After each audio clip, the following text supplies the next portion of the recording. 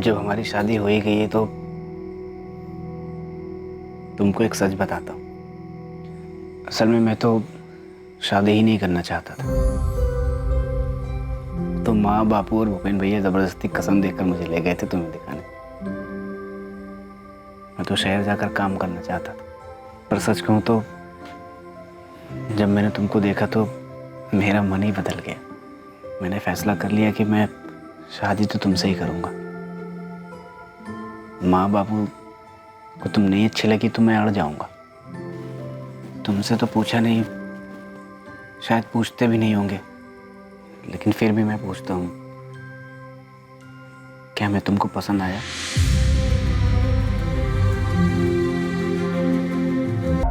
वो जगह मेघा के ससुराल बाड़मेर से बहुत ज्यादा दूर नहीं थी, जहां एक महिला ने एक बच्चे को जन्म दिया था। ये आधा तुझ पे गया है और आधा मुझ पे गया है। ये देख चंदा,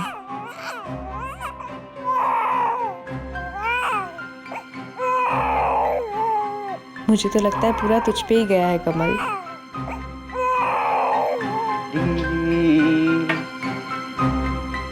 आगे वाला।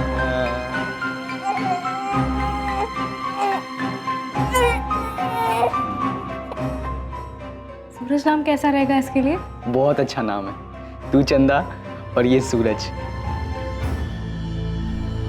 शायद हम कभी ना जान पाए कि तेरी माँ ने ऐसा क्यों किया, पर हमें तो जीना है ना। तेरी माँ तुझसे और मुझसे बहुत प्यार करती थी, और उसने जो कुछ भी हमें सिखाया है उसी के सहारे आगे की जिंदगी काटनी है। हमें खुश रहने की कोशिश करनी है। भजन ने तो जिद बांध लिया था, वो दोबारा शादी नहीं करेगा। मगर जगत को एक माँ की जरूरत है, तथा जगत भी अपने ही घर का बच्चा है। राकेश और जगत हमारे लिए हमेशा बराबर होने चाहिए। हो सके तो जगत को भी अपना बेटा मानकर एक माँ का प्यार देने की कोशिश करना। सुनो,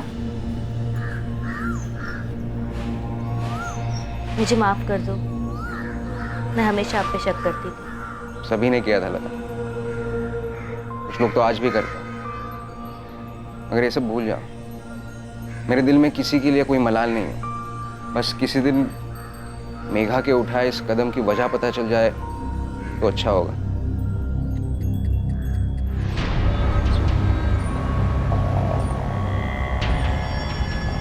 बारह साल के रतन दागा को जीवन व्यापन करने के लिए चाय की दुकान पर काम करना पड़ रहा था, पर हर दिन बिना भूले जब भी उसे काम से और स्कूल से फुर्सत मिलती, वो कविपुर गांव के आसपास जाकर लोगों से पूछता कि क्या किसी ने उसकी मां को देखा था। वो हाईवे के किनारे इसी आस में घंटों इंतजार करता रहता था कि जिस रास्ते से उसकी मां अचानक चली गई थी, उसी रास्ते से एक दिन वो लौट आई। बेटा रतन, कविपुर का कोई भी घर तेरा अपना घर है। तू सबको अपना परिवार समझ। तू ना अपने खाने की चिंता कर और ना अपने पढ़ाई की। बेटा, सरपंच होने के नाते मैं तुझे वचन देता हूं कि तेरी जिम्मेदारी हम लोग अपने बच्चे की तरह निभाएंगे, ठीक है? और हाँ बेटा, जैसलमेर के आसपास जितने भी गांव है ना, सभी गांवों में हमने तेरी माँ को बहुत खोजा, लेकिन उसकी कहीं कोई खबर नहीं मिली। तू फिक्र मत कर, जैसे किसी को कोई भी खबर मिलेगी ना, वो हमें तुरंत आकर बता देगा, ठीक है? रतन के पिता को रोड एक्सीडेंट में खोने के बाद गीता दागा ने अपना मानसिक संतुलन खो दिया था। वो अपने पति की मौत के सच को कभी नहीं मान पाई थी। उसे अब तक यही आस थी कि उसका पति कभी ना कभी घर वापस आ जाएगा। वो हाईवे के किनारे इसी उम्मीद में अपने पति की राह देखती रहती थी। अपने मृत पति की तलाश में वो अक्सर यहां वहां भटकती रहती थी, और लगभग हर दिन रतन अपनी मां को गांव के हर कोने में खोजता। वो उसे किसी कोने में पड़ी हुई मिलती और रतन उसे फिर से घर वापस ले आता।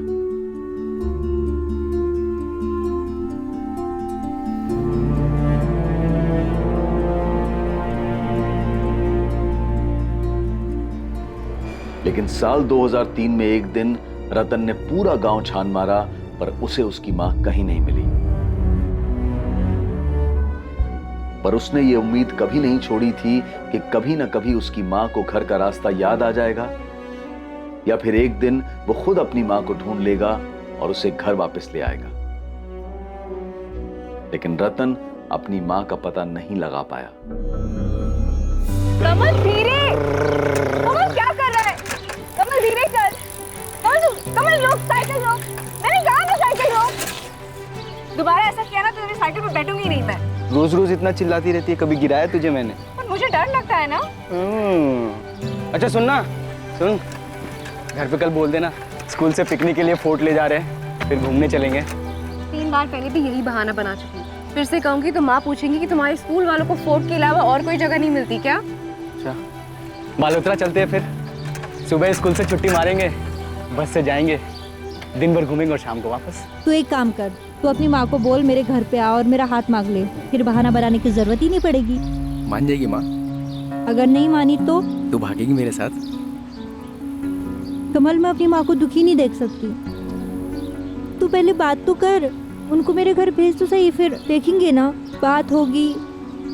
फिर अगर माँ ने मना किया तो तब का तब देख लेंगे। ठीक है। माँ, हाँ ये लड़का है भजन नाम।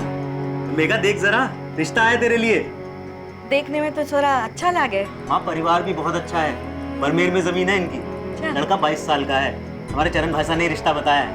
मैंने मेघा का फोटो भिजवा दिया उनके हाथ। माँ, लड़के का फोटो देखते ही मैंने चरण भाई को बोल दिया कि लड़का हमें बहुत पसंद है। अब अगर वो मेघा को देखना चाहते हैं तो अगले इतवार को घर आ जाए। मेघा देख जरा, लड़का कैसा लगा? अच्छा है ना? सबसे पूछ लिया मैंने, किसी को नहीं पता कमल कहाँ गया है। उसकी माँ से पूछा क्या? अरे उनसे भी पूछा, लेकिन उनको भी नहीं पता वो कहाँ गया है। देवा बता ना, वो किसी काम वाम के लिए गया है? कोई फोन नंबर दिया है क्या तुझे? नहीं रे, होता तो बताता नहीं क्या।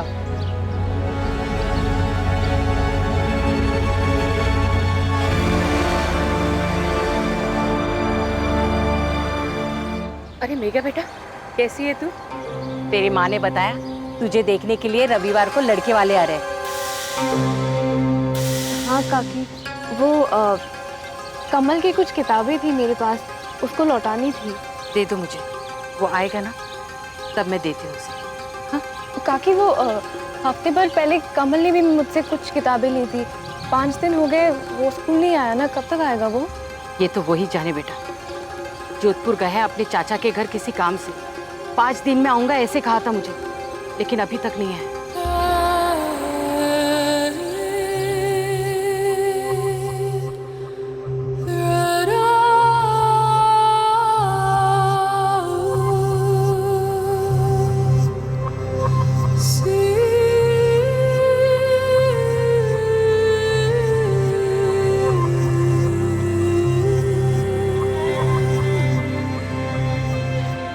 मेघा को पहली नजर देखते ही भजन गुलेरिया को उससे प्यार हो गया। लेकिन मेघा किसी से नहीं कह सकती थी कि वो किसी और से प्यार करती है। भजन गुलेरिया के साथ शादी तय हो जाने के बाद भी मेघा ने कमल का बड़ी बेसब्री से इंतजार किया, पर कमल का कोई अता पता नहीं।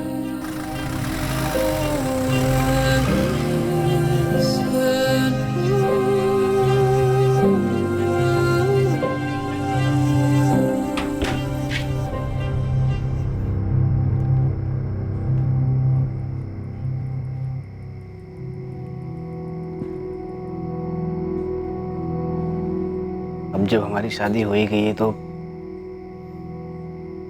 तुमको एक सच बताता हूँ। असल में मैं तो शादी ही नहीं करना चाहता था, तो माँ बापू और भूपेन भैया जबरदस्ती कसम देकर मुझे ले गए थे तुम्हें दिखाने। मैं तो शहर जाकर काम करना चाहता था, पर सच कहूँ तो जब मैंने तुमको देखा तो मेरा मन ही बदल गया। मैंने फैसला कर लिया कि मैं शादी तो तुमसे ही करूँगा। माँ बापू को तुम नहीं अच्छी लगी तो मैं अड़ जाऊंगा। तुमसे तो पूछा नहीं, शायद पूछते भी नहीं होंगे, लेकिन फिर भी मैं पूछता हूँ, क्या मैं तुमको पसंद आया?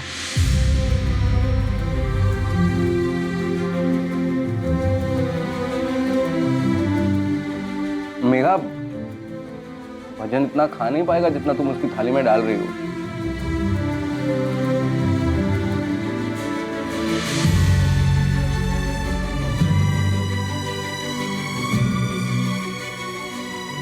मेघा चौहान अब मेघा गुलेरिया बन चुकी थी। उसने ना सिर्फ इस शादी को स्वीकार कर लिया था, बल्कि वो इस शादी से खुश भी थी।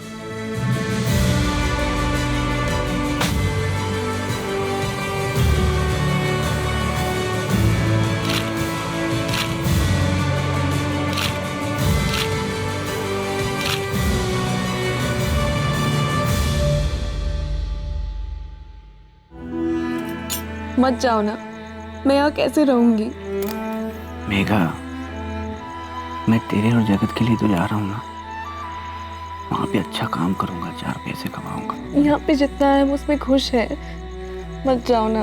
दिल्ली बड़ा शहर है, करने को बहुत सारा काम है, और काम दिलाने में तेरा भाई गुंजन भी तो मदद कर रहा है ना। भजन, मुझे बहुत डर लग रहा है। मेघा, इसमें डरने वाली कौन सी बात है? तू अकेले थोड़ी है घर में, सभी तो हैं। माँ है, बापू है, कंचन है, लता भाभी है, और भूपेन भैया भी तो हैं। देख, मैं दिल्ली में यहाँ से कई गुना पैसा कमाऊंगा, और फिर तुझे और जगत को बेहतर जिंदगी दे पाऊंगा।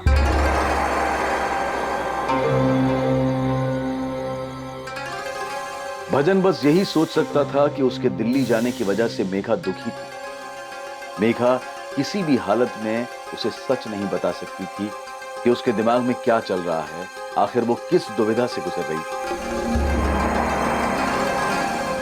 सूरज, जवाब क्यों नहीं दे रहा? तूने दूध पी लिया? पहले दूध पी, चल खत्म कर सब। मम्मी देखो उसमें मक्खी है। नाटक मत करो, थप्पड़ मारूंगी। खत्म करो। क्यों पिलाते हैं मम्मी? इतना गंदा होता है। कि तेरे सेहत के लिए अच्छा है। अब पूरा खत्म कर। मम्मी पापा कब आएंगे? पता नहीं, पूछ के बताऊंगी। पापा हर बार बाहर जाते हैं, टूर पे जाते हैं और उनको टाइम नहीं होता कि कब वापस आएंगे। अगली बार टीचर बुलाएगी और आप दोनों को आना है। ठीक है, चल अभी। वैसे पापा काम क्या करते हैं? बताया ना तुझे, तेरे पापा सेल्स में है। पापा ऑफिस में काम क्यों नहीं करते? बाकी सबके पापा ऑफिस जाते हैं, दुकान जाते हैं, हर शाम घर लौटते हैं। पापा की तरह हमेशा बाहर नहीं रहते। चुप कर, हर वक्त बकवास करता रहता है। अब चल, तेरी बस निकल जाएगी। उनको बोल देना। क्या हुआ चंदा, इतना चिल्ला क्यों रही है? तो और क्या करूँ, तू बता। कमल, सूरज बड़ा हो रहा है, तेरे बारे में सवाल करता रहता है कि तू कहाँ है, तू घर क्यों नहीं आता। उसके सारे दोस्त के पापा घर वापस आते हैं। दिन भर तुझे याद करके वो अपने दोस्त के पापा के बारे में बात करता रहता है। चंदा तो समझाओ उसको, मैं काम में फंसा हुआ हूँ। बस 2 दिन की बात है, मैं आ जाऊंगा वापस। कमल, मैं सूरज की परवरिश अकेली नहीं कर सकती। हम दोनों को यहाँ पे तेरी जरूरत है। चंदा, मैंने एक बार कहा ना, मैं आ जाऊंगा वापस, काम में फंसा हुआ हूँ। तुझे क्या लग रहा है मैं तुम दोनों को छोड़ के भाग जाऊंगा? तुम दोनों के बिना जी सकता हूँ क्या मैं?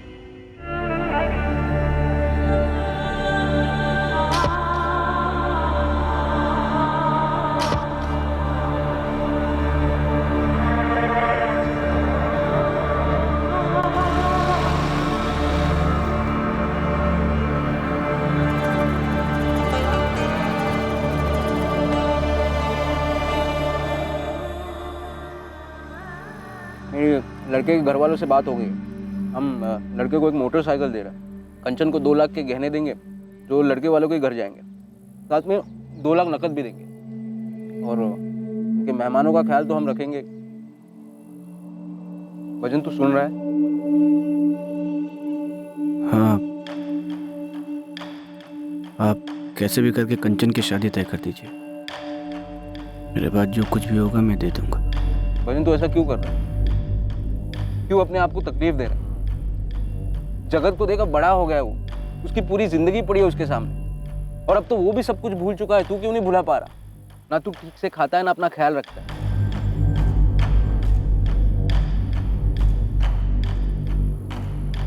मैं काम करने जा रहा हूँ।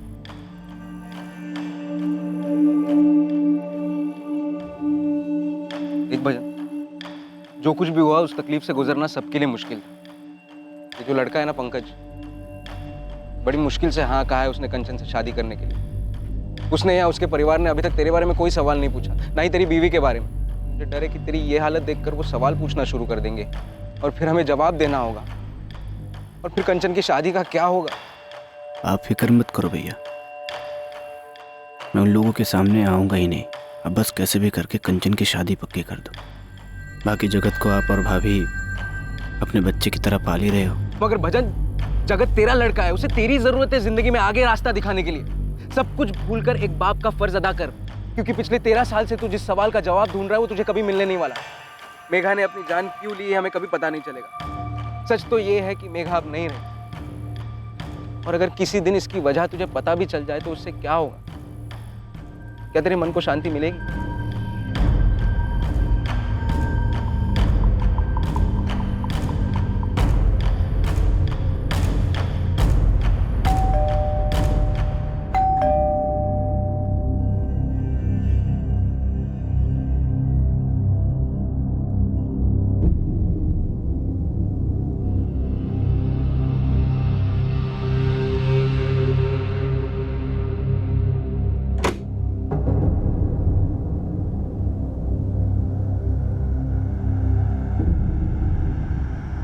ये पकड़, अपने लिए अच्छी साड़ियाँ ले लेना और सूरज के लिए भी अच्छे कपड़े, और तेरे लिए नया मोबाइल लाया हूँ। इस बार कहाँ डाका डाला कमल? चैन से खाना खाने दे चंदा, 2 हफ्ते बाद घर का खाना मिला है। सूरज को मैं क्या कहूँ कमल? झूठ बोलना पड़ता है उसे कि उसके पापा सेल्समैन है इसलिए बाहर जाते हैं। क्या होगा अगर उसे पता चल जाएगा? मेरे पास उसके सवालों का कोई जवाब नहीं है। क्या होगा अगर उसको पता चलेगा कि उसके पापा सेल्समैन नहीं चोर है? कमल तू ये सारी काम छोड़ क्यों नहीं देता? कुछ आम लोगों वाला काम करते हैं ना। कहने में बहुत आसान लगता है, कुछ और काम करूंगा तो इतने पैसे मिलेंगे क्या? न तेरी जरूरतों का ख्याल रख पाऊंगा न सूरज की। और अगर सूरज को पता चल गया तो? कैसे पता चल जाएगा? हाँ, इतने सालों से कर रहा हूँ, पुलिस को आज तक पता नहीं चला है। हाथों में सफाई है मेरे, एक रिकॉर्ड नहीं है मेरा पुलिस के पास। खामखा ही डर रही है। डर लगता है मुझे कमल, बहुत बार ये सपने में आता है। जब भी ये दरवाजे की बेल बजती है ना, ऐसा लगता है कि मैं दरवाजा खोलूंगी और पुलिस आएगी सामने और तुझे पकड़ के ले जाएगी। और सूरज बार बार ये सवाल पूछेगा कि हमने ये सब क्यों छिपाया उससे। कमल एक बार सोच के देख ले, कुछ अच्छे से चल रहा है, सूरज की पढ़ाई बहुत अच्छे से चल रही है, लेकिन अगर ऐसा हो गया तो? अगर तू पकड़ा गया तो क्या कहेंगे उसे लोग? चोर का बेटा। 13 साल हो गए, आज तक पता लगा है किसी को कि तू चंदा नहीं मेघा है? 13 साल हो गया, किसी को पता लगा है तू मरी नहीं जिंदा है? इतनी बड़ी बड़ी बातें पता नहीं लगी, इतनी छोटी सी बात पता लग जाएगी। बहुत संभल के काम करता हूं मैं, बहुत होशियारी से, हमेशा से ही। पहले भी तूने बोला था हम पकड़े जाएंगे, हुआ है क्या ऐसा कुछ? हाँ,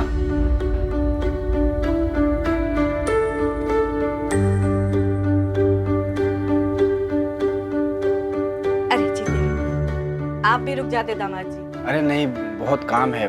तो आपने कहा मेघा और जगत को छोड़ दूं इसलिए ले आए हैं। अब मेघा आई है यहाँ तो कम से कम 2 हफ्ता रुकने दो उसे।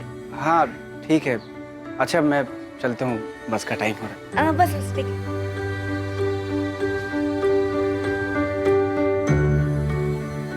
कोई 2 हफ्ते नहीं, 4 दिन में लेने आऊंगा, तैयार रहना। तुम माँ से क्यों नहीं बोला? अभी ले जाओ। अरे उनका मन भी रखना पड़ता है ना। अच्छा अब मैं चलता हूँ। जाऊँ? देख अगर नहीं बोलेगी तो नहीं जाऊँगा फिर। भैया और बापू अलग से 4 बात सुनाएंगे कि छोरी की शादी क्या हो गई, जोरू का गुलाम हो गया, एकदम काम धंधा ही छोड़ दिया। ठीक है जाओ, पर आ जाना 4 दिन में।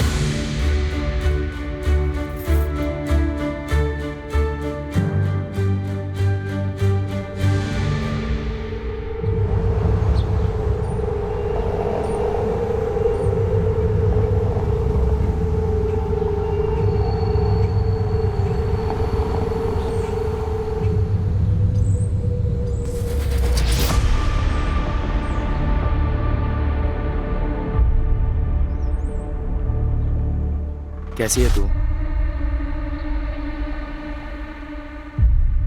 तू अब तक नाराज है?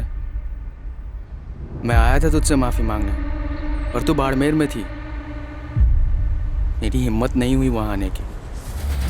मैं जब भी गांव आता हूँ तेरा ही इंतजार करता हूँ कि तू कभी तो गांव आएगी। अब क्यों आया है कमल?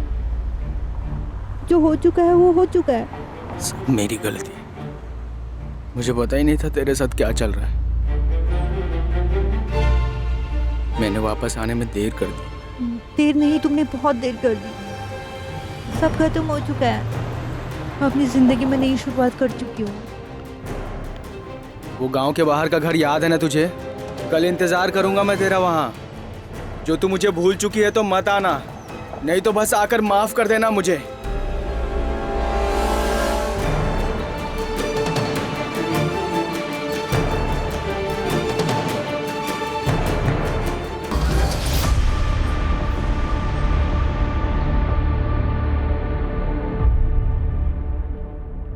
यकीन था मुझे तू आएगी। नहीं कमल, मैं किसी और की पत्नी हूँ, माँ हूँ मैं एक बच्चे की। मेघा, मुझे पता होता तेरे साथ क्या चल रहा है तो मैं उस समय ही तुझे भगा के ले जाता। पर अब इस सब का क्या फायदा कमल? क्या अब तो मुझसे प्यार नहीं करती? पर अब मैं बहुत खुश हूँ अपनी जिंदगी में कमल। पति है मेरा जो मुझसे बहुत प्यार करता है। तुझे भुला पाना बहुत मुश्किल था मेरे लिए, पर मैं आगे बढ़ चुकी हूँ कमल। पर मैं अब भी वहीं खड़ा हूँ, कभी भूल ही नहीं पाया तुझे। जब मैं तुझसे मिलने आया ना तब तेरी शादी हो गई थी। पर अब इस सब का क्या फायदा कमल? मेरा एक अलग परिवार है। जहाँ मैं तुझे माफ कर देती हूँ कि तू नहीं आ पाया, मान लिया कि तू फंस गया कहीं पे, पर अब मैं खुश हूँ कमल और पुराना कुछ भी याद नहीं करना चाहती। मैं बस यहाँ पे इसलिए आई थी क्योंकि शादी के बाद तुझसे बात नहीं हो पाई, पर अब दोबारा नहीं आऊंगी और तुझसे कभी नहीं मिलूंगी। बस इतना बता दे, तू मेरा प्यार भूल चुकी है या अब भी प्यार करती है मुझसे?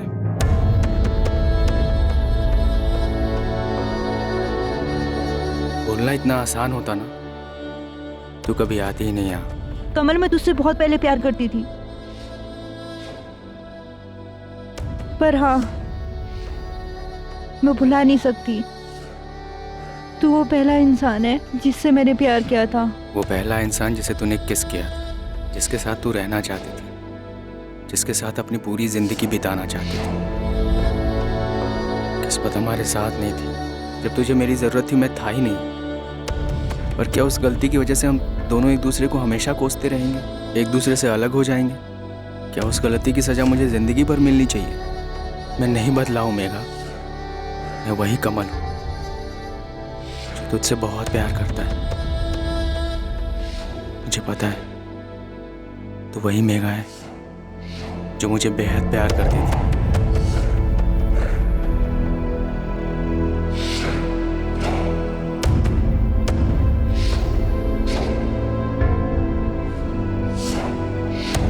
मेघा, हमारी मंजिल पहले भी एक थी,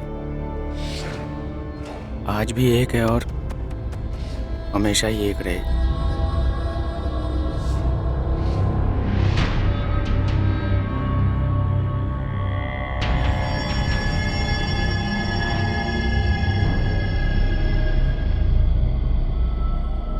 कमल, मैं अपने पति को धोखा दे रही हूँ। अगर तुझे ऐसा लग रहा है तू मेरे साथ नहीं रहना चाहती तो सबसे बड़ा धोखा तो खुद को दे रही है। कमल, वो मुझसे बहुत प्यार करता है।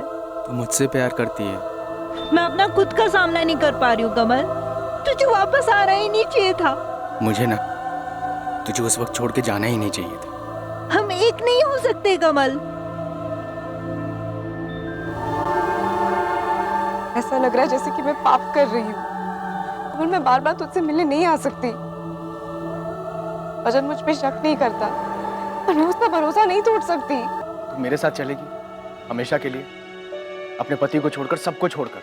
नहीं कमल, बिल्कुल नहीं। नहीं चल सकती मैं। भजन को बहुत तकलीफ होगी। और जगत का क्या होगा? यही छोड़ दे जगत को, वो उसका बेटा है, वो संभाल लेगा उसको। नहीं, कुछ भी नहीं बिगड़ेगा मेघा। 5 साल हुए हमें एक दूसरे को देखे हुए, बात तक नहीं की थी, और अब देख सिर्फ 2 महीने हुए हमें मिले हुए, सब कुछ पहले जैसा हो गया है। हमारी किस्मत में मिलना ही लिखा है, नहीं तो हम ऐसे मिलते ही नहीं। नहीं कमल, हमारे पास एक मौका था साथ में होने का, लेकिन तू तब नहीं था। भी है मेघा, मैं गलती दोबारा नहीं कर सकता। पर ऐसा कैसे होगा कमल? होगा मेघा, मैंने सब कुछ सोच रखा है। अगर तू मर जाए, अपने पति के लिए, अपने बच्चे के लिए, अपनी माँ के लिए, पूरी दुनिया के लिए। ये तू क्या कह रहा है? मेरे पास एक प्लान है। वो देवा याद है तुझे? मेरा एक और दोस्त है सुधीर, मेरे साथ ही काम करता है। मैंने उनसे बात की है, हमें किसी और को मारकर सबको ये दिखाना होगा कि वो मेघा की लाश है। लेकिन अगर किसी को मारा तो पता चल जाएगा कि खून हुआ है, और फिर पुलिस जांच करने आ जाएगी। और जांच करके पुलिस आज नहीं तो कल तुझ तक पहुंच ही जाएगी। यार मुझे मेघा चाहिए। अब वो ऐसे अपने पति को छोड़कर तो आने से रही, उसे बेइज्जती का बहुत डर है। हाँ, अगर ये साबित हो जाए कि वो मर चुकी है तो मैं उसको मना लूंगा। तो फिर कुछ सोचते हैं। इसके लिए हमें उसके जैसी एक औरत को ढूंढना पड़ेगा। ये मर गई है, ये यकीन दिलाने के लिए हमें किसी को तो मारना ही पड़ेगा, तभी सबको यकीन होगा। सही कह रहे हैं। हफ्ते भर सोचने के बाद ये तरकीब दिमाग में आई है। और देवा को तो एक औरत भी मिल गई है। इसको देखकर ऐसा लगेगा जैसे तू मरी है।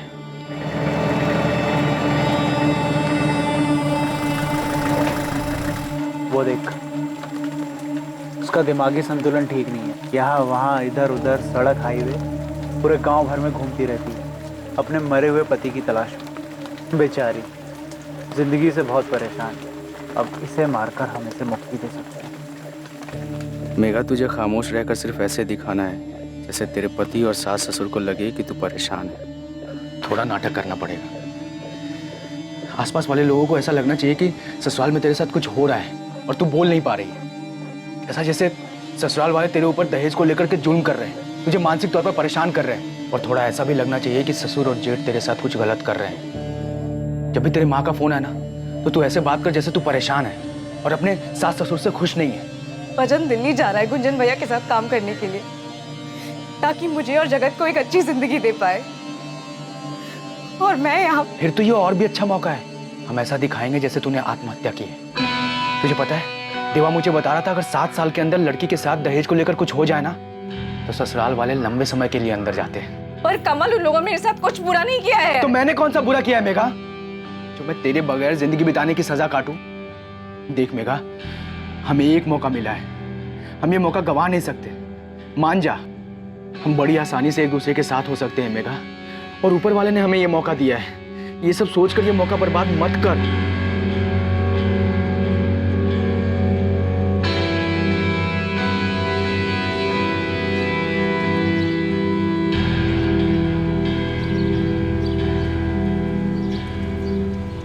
सुनो, सुनो। मुझे माफ कर दो भजन, माफ कर दो। मैं तुम्हें छोड़ रही हूँ, फिर दोबारा कभी नहीं मिलूंगी। तू ऐसा करेगी तो मैं तुझे छोड़ के नहीं जा पाऊंगा।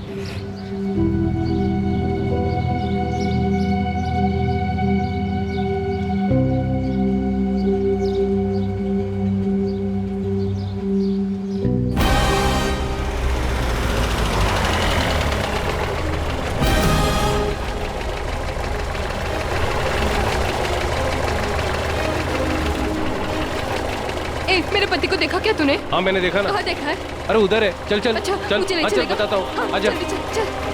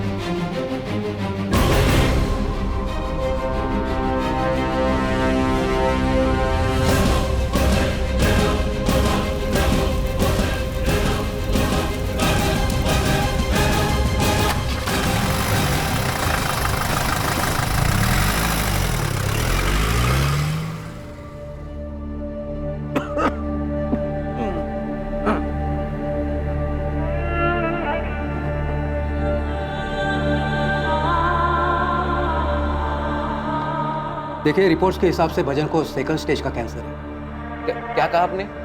Second stage cancer? क्या मतलब है इसका? सेकंड स्टेज कैंसर मतलब आप लोग बस इतना समझिए कि भजन की हालत ठीक नहीं है, उसे तुरंत सिविल हॉस्पिटल ले जाइए। मैं एक नोट लिख के देता हूँ, वो आप डॉक्टर को दे देना। पापा ठीक तो हो जाएंगे ना डॉक्टर? देखिए, उन्हें इलाज की तुरंत ज़रूरत है। पहले ही काफ़ी देर हो चुकी है, आगे जाकर देर मत कीजिए। 15 सालों से भजन अंदर ही अंदर मर रहा था, या ये कहें कि वो खुद को मार रहा था, इस सवाल के जवाब में कि मेघा ने अपनी जान क्यों ली। 15 वर्षों के लंबे इंतजार के बाद भी रतन दागा को कोई अंदाजा नहीं था कि उसकी मां गीता दागा कहां चली गई थी और उसके साथ क्या हुआ था।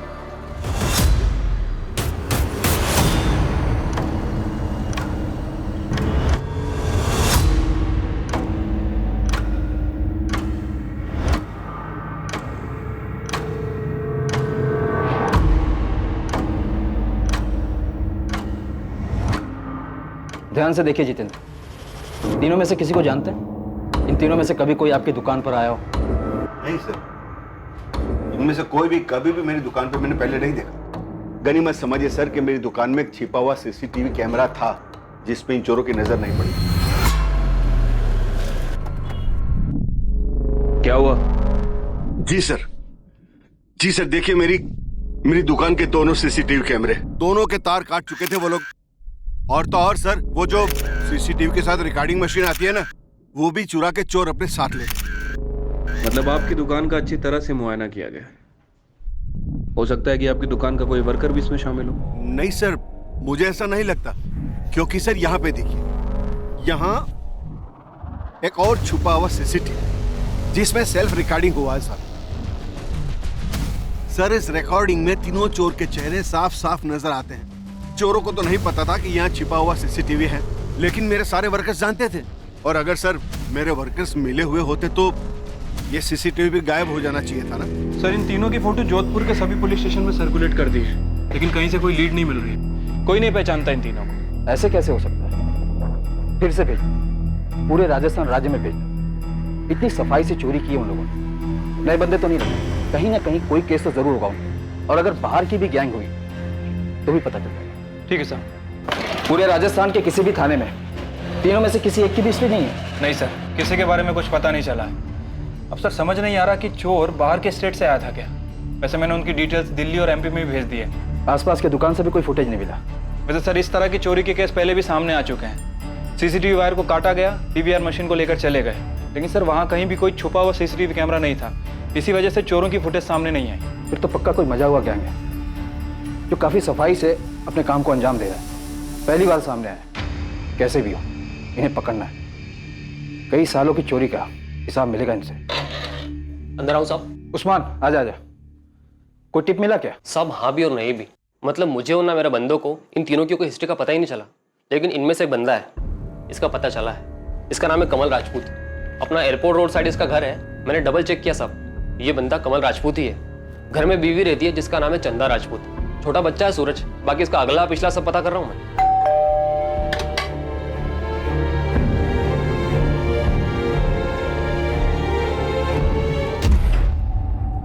चंदा राजपूत।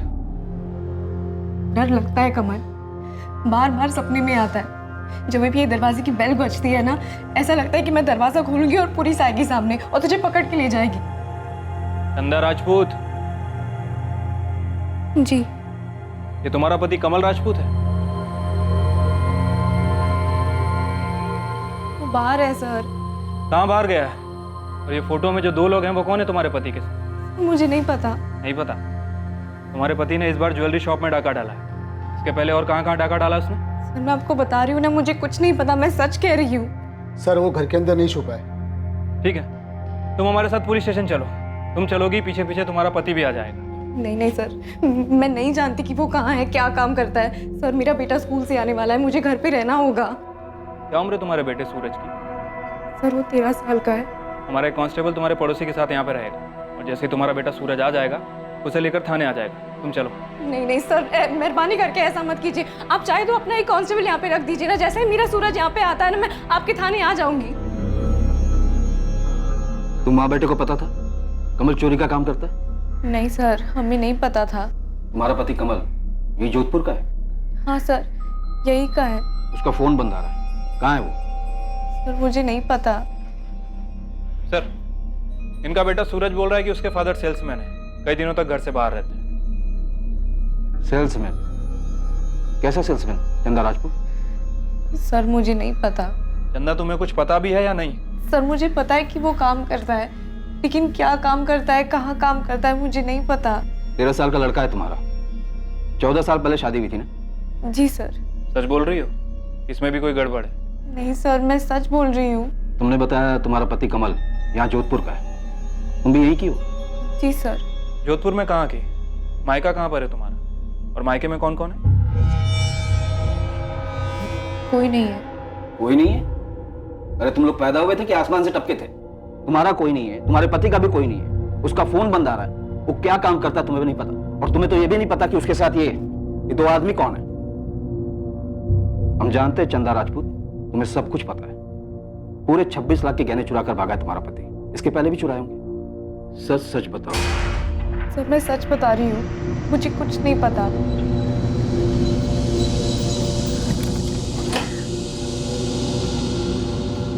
सलाम साहब, ये चंदा झूठ बोल रही साहब। इसका पति कमल राजपूत जैसलमेर के रूपनगर गांव से है और वहीं पर उसकी मां मनीषा राजपूत भी है।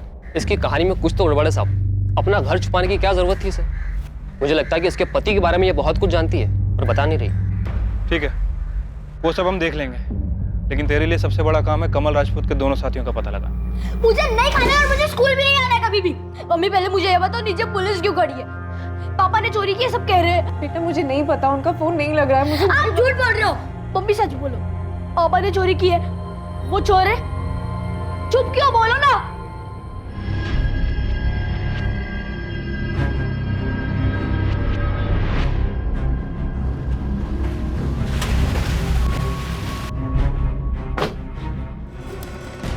ये आपका बेटा कमल है? हाँ, ये मेरा बेटा कमल है। इस वक्त कहाँ पर है ये? पता नहीं साहब। ये देखिए, ये दोनों आपके बेटे के साथी हैं। बता सकती हैं कौन है ये दोनों? ये दोनों तो उसके दोस्त लग रहे हैं। देवा और सुधीर नाम है इन दोनों का। लेकिन आप लोग मेरे बेटे को क्यों ढूंढ रहे हैं? चोरी की आपके बेटे ने। 26 लाख रुपए के गहने लेकर गायब हुआ है और इसके पहले भी कई बार की होगी। देखिए, मुझे कुछ भी नहीं पता। कितने साल हुए मैंने अपने बेटे को देखा तक नहीं। क्या चल क्या रहा है तुम्हारी फैमिली के बीच में? उधर तुम्हारी बहू चंदा कह रही है कि कमल का कोई परिवार ही नहीं है। तुम लोग आपस में बात नहीं करते हो क्या? देखिए, मैं किसी चंदा को नहीं जानती और मुझे ये भी नहीं पता कि कमल ने शादी कर ली है। तब तो आप अपने पोते सूरज को भी नहीं जानती होंगी। कमल को देख के 15 साल हो गए। 15 साल पहले वो गया, आज तक नहीं लौटा। वो ना कोई चिट्ठी भेजी और ना ही कोई फोन किया उसने। मुझे ये तक नहीं पता कि उसने किसी चंदा नाम की लड़की के साथ शादी किया और उसका एक बच्चा भी है। चंदा के सामने बिठा के जब सवाल जवाब करूंगा ना तो पता चल जाएगा क्या जानती है और क्या नहीं। अरे तुम्हारा बेटा कमल कहाँ पे? ये है चंदा। क्यों, इसका और भी कोई नाम है? हाँ साहब, ये हमारी गांव की मेघा है, गायत्री की बेटी। लेकिन ये तो 15 साल पहले मर चुकी है। मेघा 15 साल पहले मर चुकी है? हाँ साहब, ये मेघा चौहान है। शादी के बाद ये मेघा गुलेरिया बन गई थी। 15 साल पहले उसने आत्महत्या कर ली। ससुराल वाले दहेज मांग रहे थे उससे, इसलिए मिट्टी का तेल छिड़ककर उसने खुद को जला दिया। ये मेरे बेटे की पत्नी कैसे हो सकती है? आप लोग पक्का इस मेघा से मिले हो? ये आपकी बेटी मेघा है?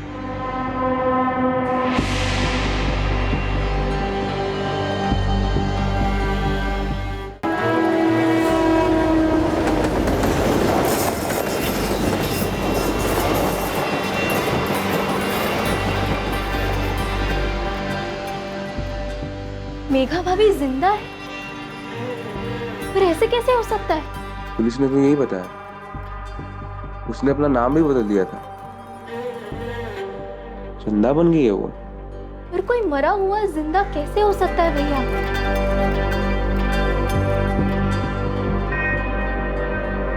कमल राजपूत और उसके दोनों साथी देवा और सुधीर जैसलमेर में ही छुपे हुए थे, जिन्हें पुलिस ने ढूंढ निकाला।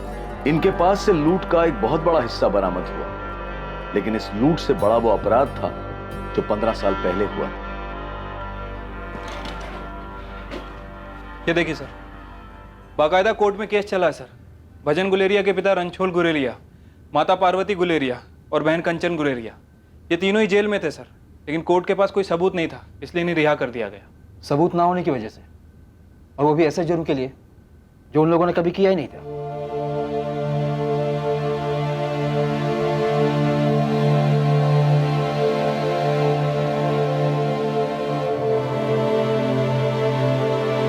मुझे किसी से नहीं मिलना है, मेरे साथ जबरदस्ती नहीं कर सकते। मेरा हाथ छोड़, मैंने कहा ना मुझे किसी से चंदा, मेरी बात सुन। देखो, तुम्हारे पति को कैंसर है। पिछले 15 सालों से वो सिर्फ यही जानने के लिए तड़प रहा है कि तुमने आत्महत्या क्यों की। उसके माँ बाप मर चुके हैं, तुम्हारी माँ भी आई है, एक बार चल के मिल लो। देखिए, मैं अपना जुर्म मान चुकी हूँ। कमल के साथ मिलकर मैंने जो भी किया सब बता चुकी हूँ। अब मुझे उन लोगों में से किसी से नहीं मिलना है। तुम्हें अंदाजा भी है कि कितनी जिंदगियां खराब कर दी हैं तुमने? हाँ, इतने सालों से खामोश बैठी रही, और आज जब मिलने का टाइम आया तो बोल रही किसी से नहीं मिलना, किसी का सामना नहीं करना है। मैंने कहा ना, मुझे किसी से नहीं मिलना है, किसी को नहीं देखना है मुझे।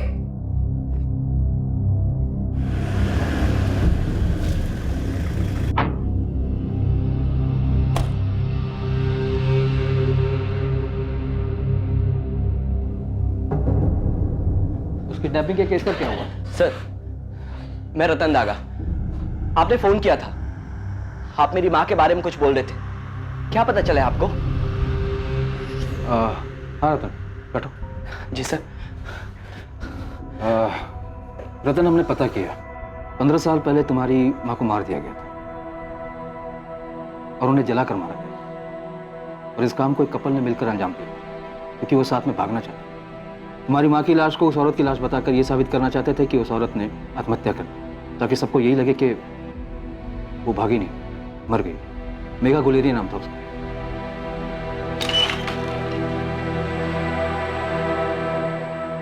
देखिए, वो आप लोगों में से किसी से नहीं मिलना चाहती।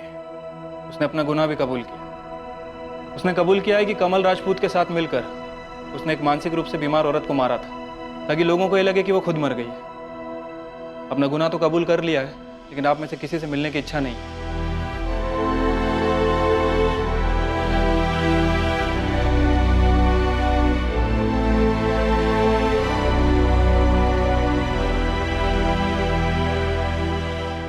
मैं आपसे हाथ जोड़कर माफी मांगती हूँ दामाद जी, मुझे माफ कर दे। रहने दीजिए माँ जी, उसने सिर्फ हमको ही नहीं, आपको भी अंधेरे में ही रखा था। अंधेरे में नहीं पापा, माँ ने हम सबके पीठ पे छुरा घोपा है, छुरा। अरे अपने स्वार्थ के लिए क्या क्या नहीं किया माँ ने, किस किस को मार दिया, दादा को, दादी को, इन सबकी हत्या की है। माँ को नहीं मिलना है ना तो ना मिले, लेकिन एक बार मुझे उससे मिलना है, एक बार उसका चेहरा देखना है मुझे। वो चेहरा देखना है जिसने शायद नीचे गिरने में एक नई मिसाल कायम की है। इस केस के खुलासे ने सभी को चौंका दिया। 13 साल के सूरज के लिए इस पर भरोसा कर पाना सबसे ज्यादा मुश्किल था। उसे उसकी दादी यानी कि कमल की मां के पास छोड़ दिया गया। कमल राजपूत, देवा, सुधीर और मेघा गुलेरिया पर गीता दागा की हत्या के लिए आईपीसी की धारा 302 के तहत केस दर्ज किया गया है। साथ ही आपराधिक षड्यंत्र रचने के लिए आईपीसी की धारा 120B और सबूतों से छेड़छाड़ करने के लिए धारा 201 के चार्जेस भी लगाए गए हैं। अब तो तुझे तेरे 15 साल पुराने सवाल का जवाब मिल गया ना भाई। अब जिंदगी में आगे बढ़, अब तो अपना ध्यान रखना शुरू कर दे। और अब मेघा ने तेरे साथ ऐसा क्यों किया, इस नए सवाल के पीछे मत पड़ जाना।